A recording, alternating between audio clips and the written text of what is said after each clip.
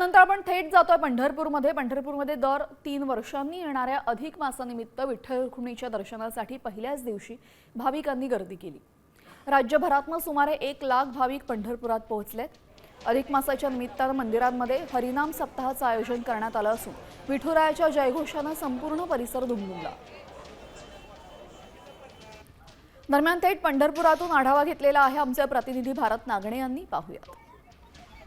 दर 3 वर्षातून एकदा येणारा अधिक मासाला आजपासून प्रारंभ होतो आहे आणि या अधिक मासाच्या निमित्ताने पंढरपूरमध्ये विठ्ठल रुक्मिणीच्या दर्शनासाठी आणि चंद्रभागेच्या स्नानासाठी भाविकांनी मोठ्या प्रमाणावरती गर्दी केलेली आहे। आपण आता सध्या नामदेव पायरी जवळ आहोत। या ठिकाणी आपण बघतो की खरं तर आजपासून अधिक मासाच्या पर्वाला सुरुवात झालेली आहे आणि राज्यभरातून अनेक भाविक आज खरं तर पहिल्या दिवशी विठ्ठल रुक्मिणीचं दर्शन घेण्यासाठी चंद्रभागेचं स्नान करण्यासाठी मोठ्या प्रमाणामध्ये या ठिकाणी दाखल झालेले आहेत। भाविकांमध्ये उत्साह आहे। खरं तर पंढरपूरमध्ये सलग एक आता पुढचा महिना हरिनाम सप्ताह असेल, हरिजागर असेल, अशा अनेक विविध पारायण सोहळे असतील, अशा अनेक भरगच्च कार्यक्रमांचं देखील आयोजन करण्यात आलेलं आहे। आम्हाला खूप आनंद वाटला आणि समाधान वाटलं। देवाचं दर्शन आई वडिला सोबत आलो मी, आई वडिला घेऊन आलो मी आणि आता महादेवाचं दर्शन पण घेणार आहे। आज मुक्काम करून सर्व मंदिराचं दर्शन वगैरे घेऊन मला आत्मा समाधान होणार माझं। कॅमेरामॅन राजू मिसाळसह भारत नागणे, साम टीव्ही न्यूज, पंढरपूर।